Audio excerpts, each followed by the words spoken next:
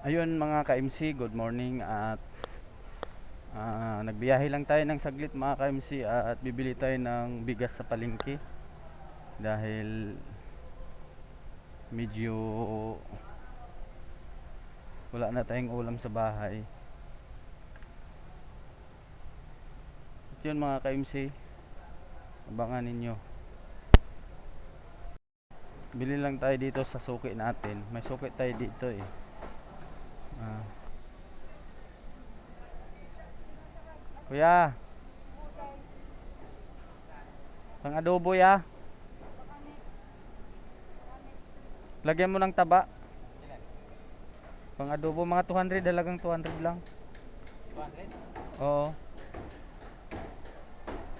May laman yan, unti.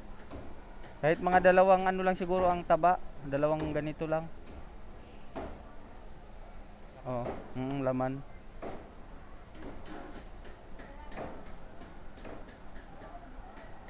Dito tayo sa suki natin. 200 lang niya halaga. 200 yun, diniscount tayo ng ano,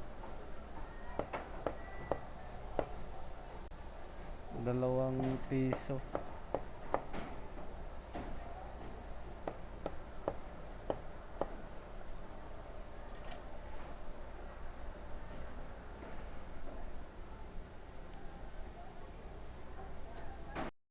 At yun mga ka-MC, dito tayo sa palengke ng San Juan. Maraming ano dito, saka maraming isda, maraming pagpipilian dito mga ka-MC sa San Juan, saka mura lang dito. Yan, ngayon tatarget natin dito tayo sa gulayan. Sa gulayan tayo, manukan, dami dito. Alright. Yan mga ka-MC, at bibili tayo ng gulay dito. Dito lang mga ka-MC ang ano natin, panghalo sa adobo. Yan. At yun, patimbang natin dito kay kuya kung magkano to.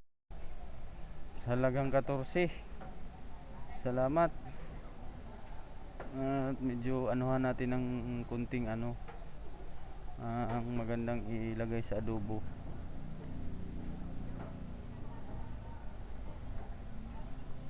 Tubusing.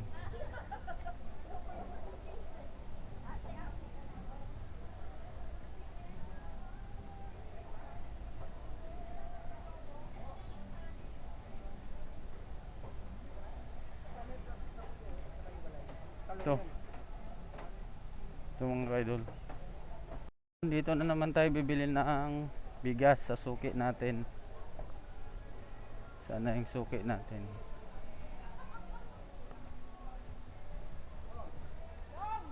Idol, saan yung binibili ko? Wala si ano, payat? Ha? Deliver? Yan na lang. Kuko Pandan. Ha? Bakit ano to? Iba parang ano? Ano to, malambot? Ha? Malambot to o pag na ano bahaw? Matigas? Ito. Puro jasmine? Ito malambot to. Ha? Ito. Ito kasi yung binibili ko eh. Kuko Pandan eh. Sige, dyan na lang muna tayo sa Muray. Wala tayong budget eh. Basta ok yan, malambot yan. Pag nabahaw. Hindi, pag yung, di ba, nagsaing ka, hindi mo na naubos. Tapos, ano na yun siya eh, malamig na, hindi siya tumitigas.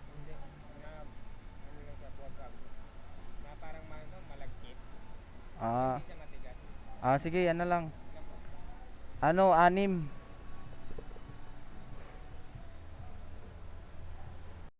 Hindi yan import sa ibang bansa.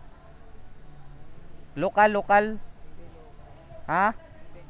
Ano yan, local or import? Imported yan. Ayun mga ka-MC, at nahingi si kaibigan ng sticker. Wala tayong sticker mga ka-MC. At yun, ang binibili kasi talaga natin na bigas tag 48. Pero mura kasi yung tag 46, Jasmine, Coco Pandan. Okay na yun.